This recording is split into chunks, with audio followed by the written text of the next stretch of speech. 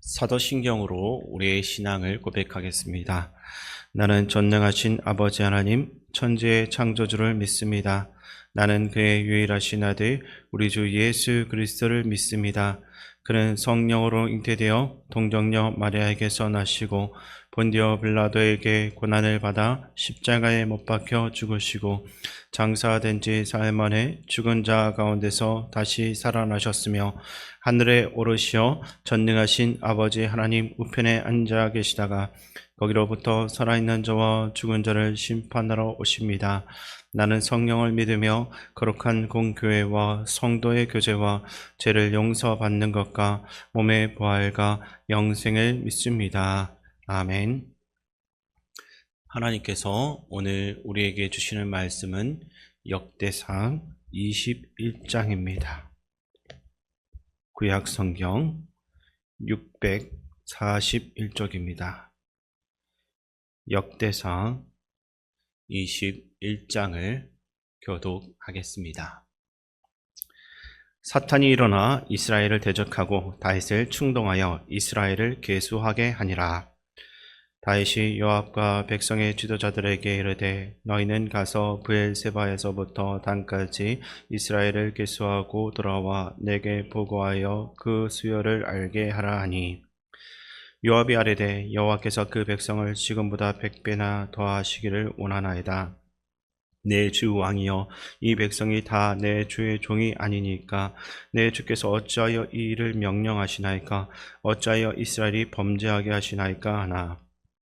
왕의 명령이 요압을 재촉한지라. 드디어 요압이 떠나 이스라엘 땅에 두루 다닌 후에 예루살렘으로 돌아와 요압이 백성의 수요를 다윗에게 보고하니 이스라엘 중에 칼을 뺄 만한 자가 110만 명이요 유다 중에 칼을 뺄 만한 자가 47만 명이라. 요압이 왕의 명령을 마땅치 않게 여겨 레위와 베냐민 사람은 계수하지 아니하였더라.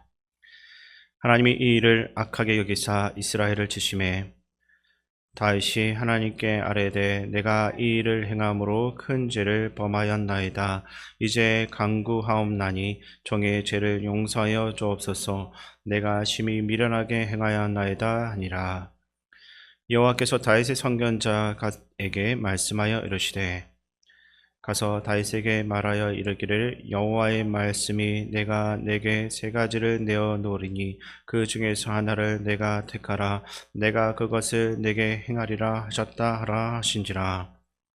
가시 다윗에게 나아가 그에게 말하되 여호와의 말씀이 너는 마음대로 택하라. 혹 3년 기간이든지 혹 내가 석 달을 적군에게 패하여 적군의 칼에 쫓길 일이든지 혹 여호와의 칼 곧 전염병이 사흘 동안 이 땅에 유행하며 여호와의 천사가 이스라엘 온 지경을 멸할 일이든지라고 하셨나니 내가 무슨 말로 나를 보내신 이에게 대답할지를 결정하소서 하니 다윗이 갓에게 이르되 내가 공경에 빠졌도다. 여호와께서는 긍휼이 심히 크시니 내가 그의 손에 빠지고 사람의 손에 빠지지 아니하기를 원하나이다 하는지라. 예, 여호와께서 이스라엘 백성에게 전염병을 내리심에 이스라엘 백성 중에서 죽은 자가 7만 명이었더라. 하나님이 예루살렘을 멸하러 천사를 보내셨더니 천사가 멸하려 할 때 여호와께서 보시고 이 재앙 내림을 뉘우치사 멸하는 천사에게 이르시되 족하다. 이제는 내 손을 거두라 하시니 그때 여호와의 천사가 여부스 사람 오르난의 타작마당 곁에 선지라. 다시 눈을 들어 보매 여호와의 천사가 천지 사이에 섰고 칼을 빼어 손에 들고 예루살렘 하늘을 향하여 편지라. 다윗이 장로들과 더불어 굵은 배를 입고 얼굴을 땅에 대고 엎드려 하나님께 아뢰되 명령하여 백성을 계수하게 한 자가 내가 아니니까 범죄하고 악을 행한 자는 곧 나이니이다. 이 양떼는 무엇을 행하였나이까? 청하건대 나의 하나님 여호와여, 주의 손으로 나와 내 아버지의 집을 치시고 주의 백성에게 재앙을 내리지 마옵소서 하니라. 여호와의 천사가 갓에게 명령하여 다윗에게 이르시기를 다윗은 올라가서 여부스 사람 오르난의 타작마당에서 여호와를 위하여 제단을 쌓으라 하신지라. 예, 갓이 여호와의 이름으로 이름 말씀대로 다윗이 올라가니라. 그때 오로난이 밀을 타작하다가 돌이켜 천사를 보고 오로난이 4명의 아들과 함께 숨었더니 다윗이 오로난에게 나아가매 오로난이 내다보다가 다윗을 보고 타작 마당에서 나와 얼굴을 땅에 대고 다윗에게 절하매 다윗이 오로난에게 이르되 이 타작하는 곳을 내게 넘기라. 너는 상당한 값으로 내게 넘기라. 내가 여호와를 위하여 여기 한 제단을 쌓으리니 그리하면 전염병이 백성 중에서 그치리라 하니 오로난이 다윗에게 말하되 왕은 취하소서 내 주 왕께서 좋게 여기시는 대로 행하소서. 보소서 내가 이것들을 드리나이다. 소들은 번제물로 곡식 떠는 기계는 화목으로 밀은 소 제물로 삼으시기 위하여 다 드리나이다 하는지라. 다윗 왕이 오로난에게 이르되 그렇지 아니하다. 내가 반드시 상당한 값으로 사리라. 내가 여호와께 드리려고 내 물건을 빼앗지 아니하겠고 값 없이는 번제를 드리지도 아니하리라 하니라.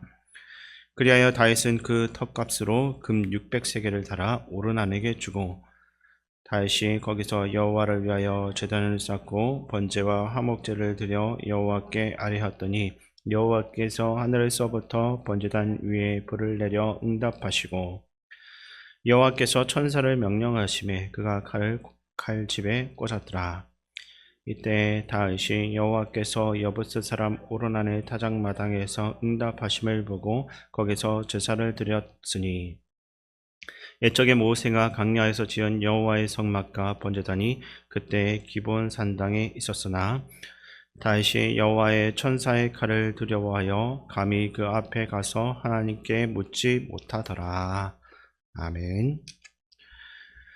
오늘 본문은 다윗이 인구조사를 실시함으로써 하나님의 진노를 초래한 사건을 기록하고 있습니다. 역대기 기자의 관점에서 볼 때 이 내용은 매우 이례적이라 할 수 있을 것입니다. 역대기는 예루살렘 성전 중심의 신앙 회복을 강조하며 바벨론 포로기 이후에 돌아온 이스라엘 백성들에게 신앙의 정체성과 회복의 소망을 심어주기 위한 목적으로 기록되어졌습니다.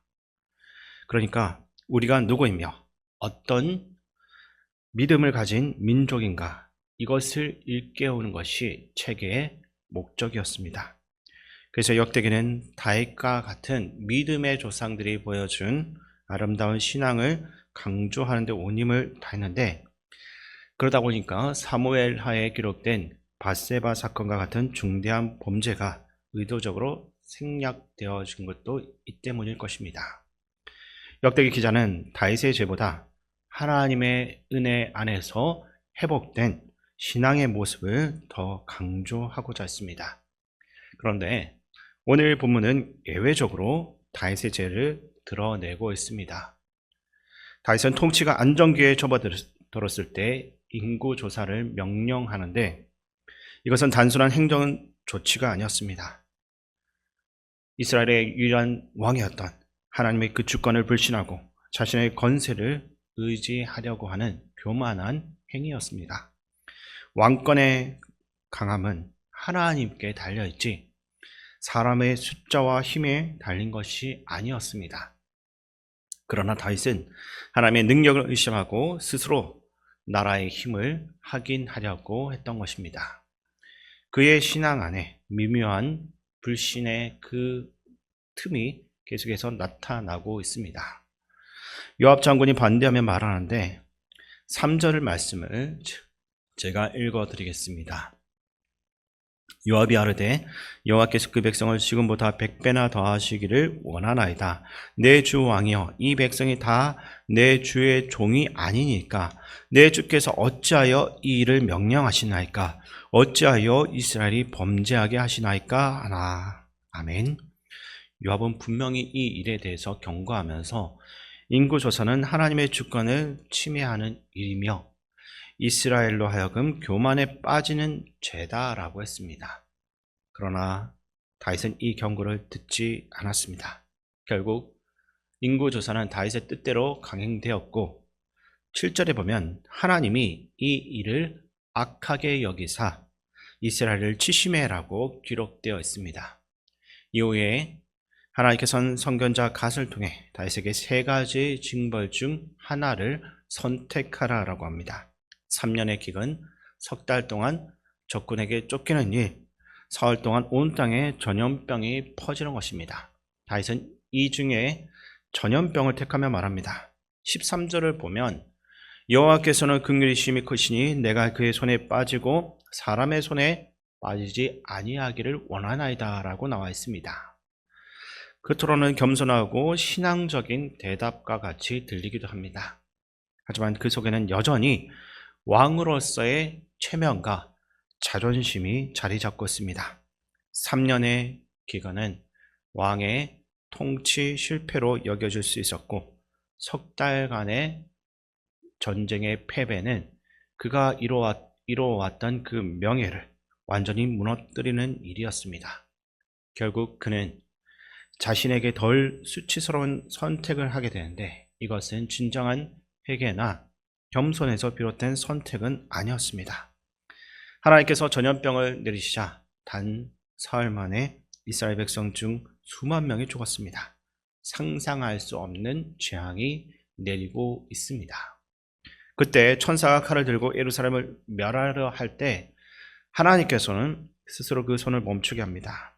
15절은 이렇게 기록하는데 그 말씀을 함께 읽겠습니다. 하나님이 예루살렘을 멸하러 천사를 보내셨더니 천사가 멸하려 할 때 여호와께서 보시고 이 재앙 내림을 뉘우치사 멸하는 자를 천사에게 이르시되 족하다 이제는 내 손을 거두라 하시니 그때 여호와의 천사가 여부스 사람 우르난의 타작마당 곁에 선지라. 아멘. 다윗의 잘못된 결정으로 인해서 나라 전체가 멸망할 수 있는 상황이었지만 하나님은 진노의 심판보다 긍휼을 택하셨습니다. 만약 하나님께서 그대로 심판을 진행하셨다라고 한다면 살아남을 자가 아무도 없었을 것입니다. 이때 다윗은 비로소 자신의 죄를 깨닫습니다. 16절 이하에서부터 보게 되면 다윗은 장로들과 함께 굵은 베옷을 입고 얼굴을 땅에 대고 엎드리고 있습니다. 그리고 하나님께 이렇게 고백하는데 17절 말씀을 제가 읽어드리겠습니다. 하나님께 아뢰되 명령하여 백성을 계수하게 한 자가 내가 아니니까 범죄하고 악을 행한 자는 곧 나이니이다. 이 양떼는 무엇을 행하였나이까? 청하건대 나의 하나님 여호와여 주의 손으로 나와 내 아버지의 집을 치시고 주의 백성에게 재앙을 내리지 마옵소서 하니라. 아멘. 이 고백이야말로 참된 회개라 할 수 있습니다. 이전에는 자기가 벌을 감당하겠다라고 하면서 당당하게 자신을 내세우고 있었지만 이제는 완전히 낮아지고 겸손해져서 자신의 죄를 인정하고 모든 책임을 다른 사람이 아니라 자신에게로 철저하게 돌리고 있습니다. 내가 범죄했습니다. 다 나 때문입니다. 이 고백이 진정한 회개의 출발이 된 겁니다. 회개는 단순히 잘못을 인정하는 감정적인 반성이 아닙니다. 죄의 원인을 내 안에서 찾고 그 죄의 결과를 내가 온전히 감당하겠다라는 겸손한 자기 부인입니다. 다윗은 자신의 체면과 이익은 다 내려놓고 백성의 그 생명을 위해서 자신이 징벌받기를 간구했습니다. 그 순간 하나님께서는 그의 회개를 받아들이는데 26절에 보면 이렇게 말합니다. 그 말씀을 제가 읽어드리겠습니다. 다윗이 거기서 여호와를 위하여 제단을 쌓고 번제와 화목제를 드려 여호와께 아뢰었더니 여호와께서 하늘에서부터 번제단 위에 불을 내려 응답하시고. 아멘. 하나님께서 다윗의 제사를 불로 응답하셨다라고 했는데 이것은 하나님께서 다윗을 용서하셨다라는 분명한 확증입니다. 하나님은 진정으로 회개하는 자를 외면하지 않으시고 오히려 불쌍히 여기시기에 그의 마음을 아시고 긍휼로써 응답하는 것입니다. 오늘 본문은 우리에게 세 가지의 교훈을 주고 있습니다. 첫 번째로 신앙이 안정되고 생활이 안정될수록 교만이 우리의 삶 가운데 스며들 수 있다는 겁니다. 다윗의 인구조사는 위기의 순간이 아니라 가장 평화로운 때에 일어났습니다. 평안할 때 인간은 쉽게 하나님보다 자기 자신을 의지하려고 하는 연약함이 있는 것입니다. 두 번째로 진정한 회개는 책임을 다른 사람에게 돌리지 않고 자기 자신으로부터 시작한다라는 겁니다. 내 탓입니다. 내 잘못입니다.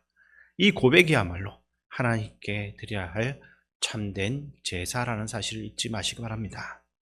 세 번째로 하나님의 진노보다 크신 것은 그분이 가지고 계신 긍휼입니다. 우리가 살아가는 이유는 우리의 의로움이나 우리의 능력 때문이 아니라 오직 하나님의 자비하심 때문입니다. 우리는 다 죄로 인해서 하나님 앞에 설 수 없을 정도로 연약한 존재다라는 것을 우리가 기억해야 됩니다. 그러나 동시에 그 진노의 자리에서도 우리를 불쌍히 여기고 건져내신 하나님의 긍휼을 붙잡아야 됩니다.